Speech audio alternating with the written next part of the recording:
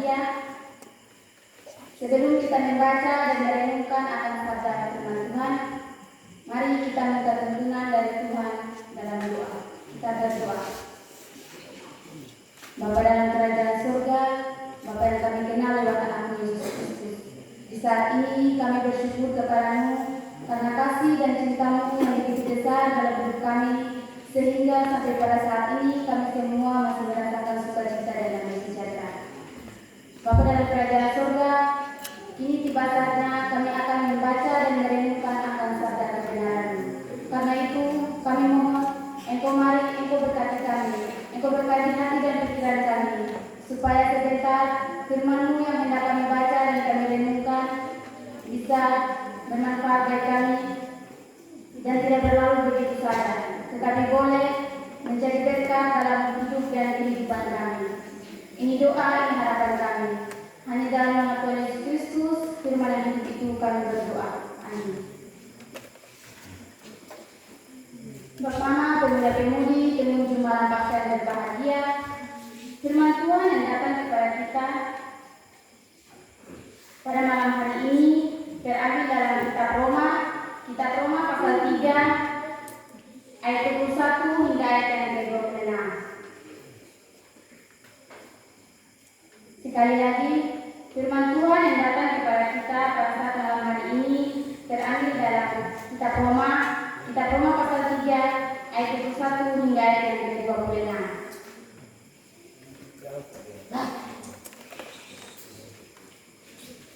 Dengan perikop pembacaan, manusia dibenarkan karena iman. Tetapi sekarang, tanpa hukum Taurat, kebenaran Allah telah dinyatakan seperti yang disaksikan dalam kitab Taurat dan kitab-kitab para nabi, yaitu kebenaran Allah karena iman dalam Yesus Kristus bagi semua orang yang percaya. Sebab tidak ada perbedaan, karena semua orang telah berbuat dosa dan telah kehilangan kemuliaan Allah. Dan oleh kasih karunia telah dibenarkan dengan cuma-cuma karena penebusan dalam Kristus Yesus. Kristus Yesus telah ditentukan Allah menjadi jalan pendamaian karena iman dalam darahnya. Hal ini dibuatnya untuk menunjukkan keadilannya, karena ia telah membiarkan dosa-dosa yang telah terjadi dahulu pada kesabarannya.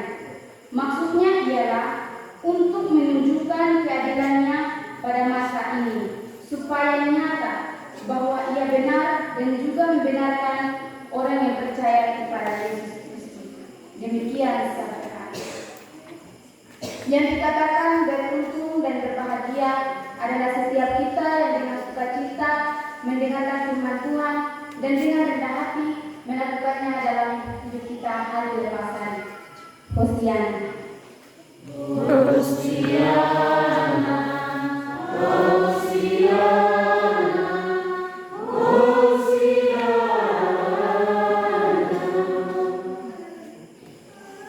Bersama pemuda-pemudi pengunjung malam paksa yang berbahagia. Shalom. Shalom. Sekali lagi shalom. Shalom. Firman Tuhan telah kita baca dalam kitab Roma pasal 3 ayat 21 hingga ayat yang ke-26 dengan perikop pembacaan manusia dibenarkan karena iman. Dan kita dituntun di bawah terang tema Yesus penebus dosa. Bapak-bapak, pemuda-pemudi pengunjung malam paksa yang berbahagia, tahun 2022 sejatinya diperkirakan akan menjadi tahun di mana ekonomi global akan pulih dari kekacauan yang terjadi akibat bencana alam dan pandemi COVID-19. Namun di tahun 2023 sejatinya diperkirakan akan menjadi tahun terburuk ketiga dari pertumbuhan ekonomi global abad ini. Ketika tahun 2009 terjadi krisis keuangan yang menyebabkan resesi yang hebat, dan tahun 2020 menjadi puncak COVID-19 yang menyebabkan ekonomi global terhenti secara virtual. Bapak Mama, pemuda-pemudi, pengunjung malam pasca yang berbahagia, hari ini kita berada pada minggu Paskah. Pada momentum ini, kita dituntut untuk merefleksi diri kita kembali. Apakah semua ini yang terjadi akibat dosa kita? Baik itu resesi ekonomi maupun bencana alam yang melanda negeri kita ini. Bapak Mama, pemuda-pemudi, pengunjung malam pasca yang berbahagia, pada ayat bacaan ayat 23 dan 24, Rasul Paulus kembali menegaskan kepada kita bahwa semua manusia adalah orang yang berdosa. Karena dosa, kita semua telah kehilangan kemuliaan Allah. Kenyataan ini dinyatakan bahwa tidak mungkin seorang membenarkan dirinya karena perbuatan baiknya, karena usahanya, atau karena menaati hukum Taurat.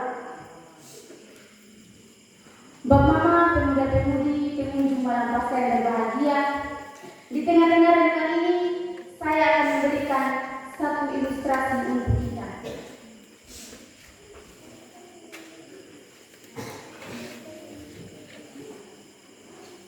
Bapak Mama, pemuda-pemudi, pengunjung malam pasca yang berbahagia, tentu kita semua tahu bahwa ini adalah sebuah kertas.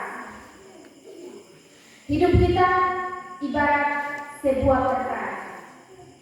Saat kita dilahirkan ke dunia, kita putih, bersih, tak ternoda seperti kertas putih. Namun seiring berjalannya waktu, kita mulai tumbuh menjadi dewasa dan kita mulai memandang dunia yang penuh dengan kemudahan. Kita mulai terlena dan terjerumus dalam pesta-pesta pora, mabuk-mabukan. Kita mulai jauh dari Tuhan.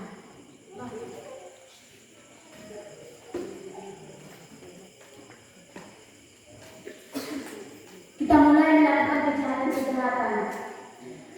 Kita mulai melakukan pencurian, perkelahian, mengeluarkan hal kotor dari kita untuk menyakiti sesama kita. Dan kita semakin sangat jauh dari Tuhan. Kita mulai tidak mengenal gereja.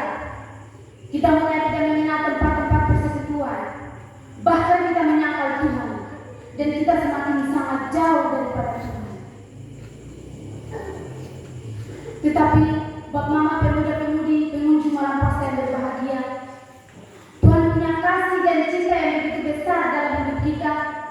Dia melihat kita, dia memandang kita bahwa kita telah kehilangan kemuliaan Allah. Semakin jauh dari Tuhan, kita telah kehilangan Allah. Oleh karena itu, karena kasih dan cintanya yang begitu besar dalam hidup kita, dia datang, dia merubah hidup kita, dia mencari-cari keburukan kita. Melalui suatu pengorbanan, dia menderita, dia dihina, dia ditindas, dia diolok-olok, dia diludahi, bahkan dia mati untuk kita di atas kayu salib.